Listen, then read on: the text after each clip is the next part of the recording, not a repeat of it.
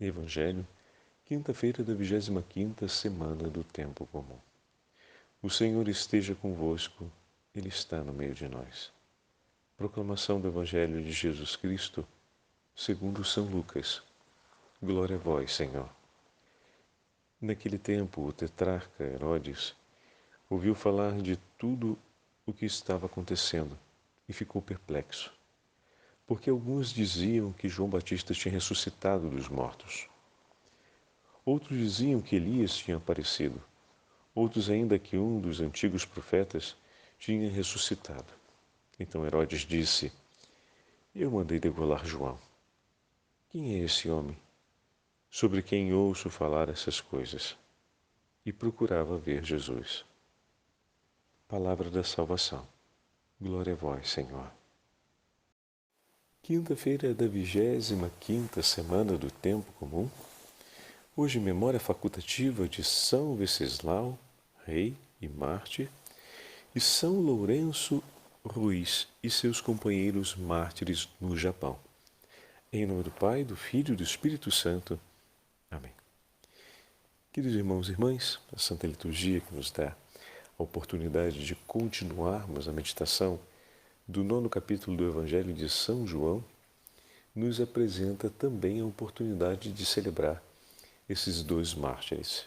O primeiro, o rei São Venceslau, que através de uma obra importante de evangelização e de educação cristã, feita por sua tia, abraça a fé cristã e no início do seu reinado, ainda muito jovem, se converte ao cristianismo e governa a partir dos princípios do Evangelho. Entretanto, perseguido por seu próprio irmão, termina sendo morto, exatamente por conta de sua fé, por conta da profissão que fez no nome do Senhor. E bom, dessa forma, depois de uma grande tragédia como essa, poderemos pensar que, bom, o povo cristão, então, daquela região, deixou de seguir ou se rebelou contra tão odiosa ação do seu próprio irmão. Mas em vez disso, não.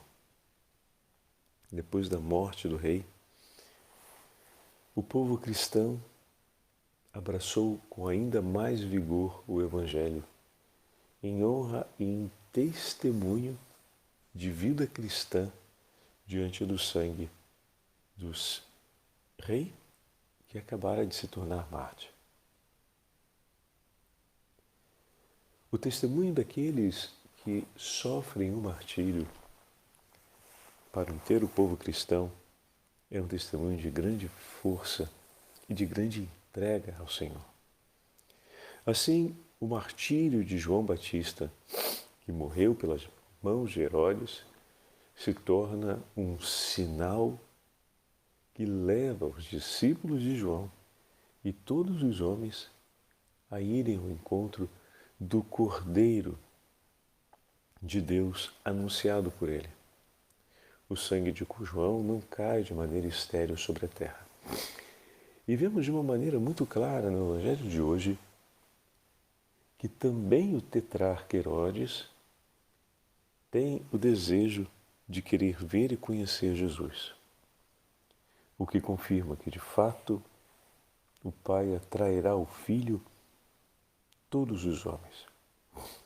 Até o mais perverso e inescrupuloso dos homens sente a necessidade de ver Jesus. Acontece que a sua busca pelo Senhor, movida por uma certa curiosidade, uma atração que o envolve, mas que infelizmente não leva o seu coração a uma entrega a Cristo.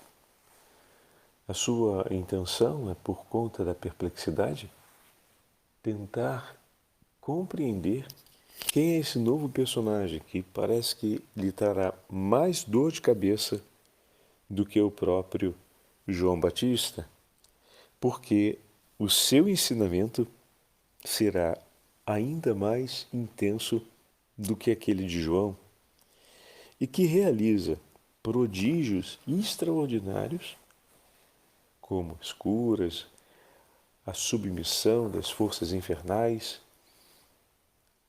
a pregação com autoridade, e tudo isso não eram, os sinais messiânicos, não eram realizados por João Batista. Mas João Batista falava a respeito da vinda do Messias. Então, temos aqui essa imagem significativa do rei que quer conhecer, mas o seu coração não se orienta pela verdade. Aliás, Herodes mesmo nem teme a Deus no seu próprio pronunciamento, quando ele faz referência dizendo que João mandei eu o decapitar. Quem é este homem de quem ouço dizer tais coisas? Sabendo da maldade que fez e sabendo do poder de Jesus e do nome do Senhor, que se difunde cada vez mais, isso não leva o rei a uma atitude de arrependimento diante do seu próprio pecado, pois mandar à morte um homem justo, e isso é um pecado gravíssimo. Porém, nem mesmo o anúncio a respeito dos prodígios do Senhor foi suficiente para levar o rei à contrição e ao arrependimento. Apenas moveu um pouco mais no seu coração a curiosidade, despertou o interesse de saber quem é, para saber como deveria se comportar diante desse. Isaac o Sírio, no século VII, faz uma meditação muito bonita a respeito do temor a Deus e do estar na presença de Deus e o que significa o Verbo divino que se encarna e vem habitar no meio de nós. E ele faz um grande paralelo entre o Antigo Testamento e o que acontece com a revelação de Deus no Antigo Testamento, ou seja, a teofania, a manifestação da presença de Deus, e aquilo que é o Verbo encarnado no meio de nós, a presença de Jesus no meio de nós. Olha como é bonita essa comparação e o quanto ela é verdadeira, né? Está diante dos nossos olhos, mas a gente às vezes tem dificuldade de olhar para aquilo dali. Parece algo tão óbvio o que ele vai escrever agora, mas na hora da gente olhar, a gente tem um pouco de dificuldade. Mas quando os nossos olhos conseguem perceber e o coração recolhe essa verdade, a gente tem mais um motivo para glorificar o nome do Senhor e para crer no seu amor e no quanto Ele quer nos salvar e nos espera. Como podiam os seres criados contemplar a Deus? Assim começa Santo Isaac. A visão de Deus ela é tão terrível que o próprio Moisés afirmava que tremia e temia. Com efeito, quando a glória de Deus apareceu no Monte Sinai, no capítulo 20, do livro do Êxodo, a montanha inteira fumegava e tremia de medo sob o efeito da revelação do Altíssimo. E os animais que se aproximavam das suas encostas morriam, assim nos fala. Os filhos de Israel preparam-se, obedecendo a ordem de Moisés, purificam-se durante 3 dias, a fim de serem dignos de ouvir a voz de Deus e de ver a sua revelação. Mas quando chegou o momento, não conseguiram assumir a visão da sua luz, nem receber a força da sua voz de trovão. Agora, porém, que ele espalhou a sua graça pelo mundo com a sua vinda, não apareceu através de um tremor de terra, nem através do fogo, nem anunciando-se com voz toniturante, mas como o orvalho sobre o véu, como gota que cai docemente sobre o solo. Foi sob outra forma que ele, o Senhor Altíssimo, veio até nós. Compreenda, querido irmão, ele mesmo cobriu-se em sua grandeza com o véu da carne. Fez desta um tesouro com o qual se revestiu. Viveu entre nós, nesta carne, a mesma que a nossa, que sua vontade havia formado no seio da Virgem Maria, a grande Mãe de Deus, para que ao vê-lo semelhante a nós e a viver entre nós, não ficássemos atormentados de medo e procurássemos fugir, mas ao invés pudéssemos nos aproximar dele, contemplá-lo e estar na sua companhia. Olha que lindo! Olha que lindo! E a delicadeza com que ele nos fala. No Antigo Testamento, a ideia de estar na presença de Deus era algo que atormentava o coração dos homens por causa da grandeza e da soberania do Deus Altíssimo. E os homens temiam e tremiam estar na presença dele e serem condenados por causa de seus pecados e de suas faltas. Então Deus, para não ver os homens distantes de si, essa é a imagem que Santo Isaac nos fala, revestiu-se da nossa humanidade e veio habitar no meio de nós. Olha a doçura e a delicadeza do nosso Senhor que está no meio de nós, a fim de que nós pudéssemos estar em sua companhia, contemplar a sua presença e, sobretudo, dividir com Ele a alegria da comunhão. Lembra que nós falávamos que Deus nos criou para a comunhão e que a misericórdia e a bondade são dois tesouros de Deus que antecipam o cumprimento dessa justiça, a vida em comunhão com Ele? Pois bem, aqui estamos mais uma vez vendo a sensibilidade dessa afirmação em nossas vidas e nas páginas do Evangelho. Ali está. Infelizmente, o rei Herodes, por curiosidade, sem nenhum temor, quer se aproximar de Jesus. Ele percebe a grandeza e a beleza do extraordinário que está em Cristo. Ele percebe que algo para além da humanidade está ali presente, se esconde sobre ele a divindade. Mas o seu interesse por isso, infelizmente, não toca nada em sua vida.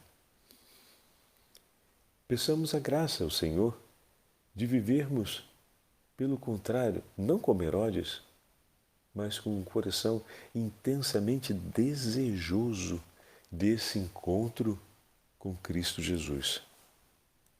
Vai continuar Santo Isaac escrevendo, por isso, aqueles que se cobriram com as vestes nas quais o Criador apareceu, com esse corpo de que ele se revestiu, nós podemos dizer que revestiram-se do mesmo Cristo, porque desejavam ter no seu homem interior a mesma humanidade transfigurada com que Cristo se revestiu na sua criação.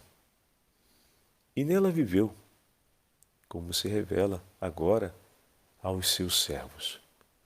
Em lugar das vestes de honra e glórias exteriores, adornou-se com essa humildade. E ele está dizendo, bom, os homens que depois da vinda do Senhor, ele faz referência a nós, recebeu, ou seja, revestiram-se da própria humanidade, ou seja, receberam o corpo como nosso, a vida humana como a nossa. Ele diz, esses agora desejaram viver como o Senhor e ser como Ele, de ter a humanidade como a de nosso Senhor, transformada. E aqui fica o chamado para nós. Eu desejo viver a minha humanidade revestida com o manto da humildade, como Jesus a viveu. Se essa veste, que é a nossa humanidade, foi assumida por Deus para ser tomada por Ele, para ser vivida por Ele, então imagina a humanidade como um vestido, com a qual o Senhor se reveste. E Ele vem ao nosso encontro vestido assim. Santo Isaac vai dizer, poxa, como é bom saber que nosso Senhor tomou a nossa humanidade nas mãos. O que significa dizer que nós podemos olhar para nosso Senhor e saber, finalmente, como tomar nas mãos a nossa humanidade. Você já pensou nisso? E ele fala, o primeiro tesouro que está ali é a humanidade, é a humildade, o véu da humildade, porque Ele é o Senhor onipotente, o Criador de todas as coisas que se veste de carne, ou seja, que abraça a encarnação, que abraça algo tão pequenino que é a nossa humanidade, se reveste com uma veste tão pobrezinha, tão miserável diante da sua glória e da sua honra. Aí Santo Isaac vai dizer, olha só, esse é o primeiro ponto, a humildade. Quem toma sobre si a humanidade, ou seja, quem foi criado por Deus como ser humano, precisa aprender com Jesus a tomar com humildade a sua humanidade. Esse é o primeiro passo para aprendermos com Jesus como viver na condição de homens e mulheres que somos. Viver como Cristo viveu é o que vai ensinar São Paulo. E o primeiro passo é abraçar com humildade a nossa humanidade. Que o Senhor nos abençoe para que essa realidade de fato aconteça. O quanto a nossa humanidade ela é frágil, ela precisa do socorro do Senhor, ela depende da providência divina, o quanto ela traz as marcas de inúmeras feridas e, ao mesmo tempo, o quanto percebendo a minha humanidade tal como ela é. Isso me faz, como nós falamos popularmente, mais humanos na hora de olharmos os nossos irmãos e não classificarmos a eles em uma condição pior ou melhor do que a nossa, mas olharmos sempre com um olhar marcado pela mesma bondade, porque a humildade nos leva ao exercício da bondade, a mesma bondade com que Jesus nos olha. Peçamos essa graça ao Senhor, que aprendendo com Cristo a humildade, possamos testemunhar no mundo um coração manso e humilde, como é o coração de nosso Senhor. O Senhor esteja convosco, Ele está no meio de nós. Pela intercessão da Beatíssima Virgem Maria, Santa Mãe de Deus, abençoe-vos o Deus Todo-Poderoso, Pai, Filho e Espírito Santo. Amém. Nossa Senhora, Rainha dos Mártires, rogai por nós. Santos mártires do Senhor, rogai por nós.